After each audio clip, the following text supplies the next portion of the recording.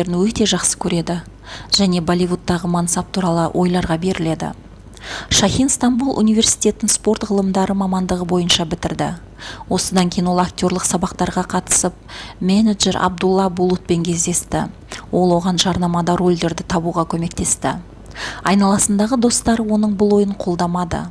Бірақ ол жетістікке жеткенде олардың бір бөлігі қызбен қайта қарым-қатынас орнатуға тырысқан. Эбрудың актерлік өмірбаяны 2016 жылы Қанды ағаш фильміндегі рөлмен басталды. Дегенмен картина бірнеше жылдан кейін ғана шықты. Содан кейін Жауынгер сериясында аз жұмыс басталды. 2017 жылы оның кино қоржыны Стамбул қалыңдығы тыйым салынған жеміс сериалдарымен толықты. 2019 жылы Бейсіналық махаббат картинасы жарық көрді. Онда Эбру оңалту орталығында емделіп жатқан қызды бейнеледі. Актриса үшін серпіліс желді сериясы болды. Онда ол асырап алған ата-анасымен бірге тұратын және Стамбул кәсіпкері Миран Асланбейге ғашық Рейян Шадоглудың басты рөлін ойнады. Алғашқы эпизодтардан кейін оған даңқпен қатар өсек-аяң келді. Әлеуметтік желі қолданушылары әйелдің мұрнына пластик жасатқанын жарыса жазды. 2021 жылы ең көп талқыланатын актрисалардың тізімі жарияланды. Эбру Шахин Ханде Эрчелден кейін 4-ші орынға ие болды. Алдында Демет Өздемирмен және Анеслихан Атагүл болды.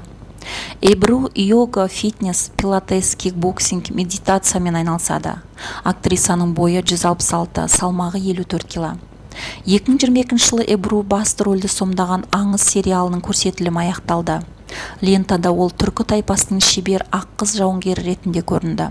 Шахиннің серіктесі Эдип Тепели болды. Тарихи драмаға қатысу үшін актриса жаттығуға көп уақыт жұмсауға мәжбүр болды. Шын мәнінде бүкіл түсірілім процесінде атақты адам күн сайын нұсқаушылармен жұмыс істеп, экшн көріністерін қайталады. Бір қызығы, бірлескен күш-жігер мен жекпе-жектің ерекше әдістері жасалды. Рөлі үшін Эбру үздік актриса және өсіп келе жатқан жұлдыз номинациялар бойынша алтын көбелек сыйлығын жеңіп алды. Бұған дейін Түркияның жетекші бренді марапаттарын жеңіп алды. Актрисаға сусабын жарнамасына түсу ұсынылды. Алайда актриса жарнамаға түсу үшін рекордтық 2 миллион түрік лирасын сұрады. Желді сериясы 50 елде көрсетілді. Ал Шахин 22 сағат бойы Твиттерде талқыланған алғашқы түрік атақтысы ретінде рекорд орнатты. Актрисаның жеке өміріне келсек, мансабының басында Эбру Шахин Толга Сарыташпен қарым-қатынаста болған. Актриса бұл қарым-қатынасты растамады, бірақ жоққа шығарған жоқ.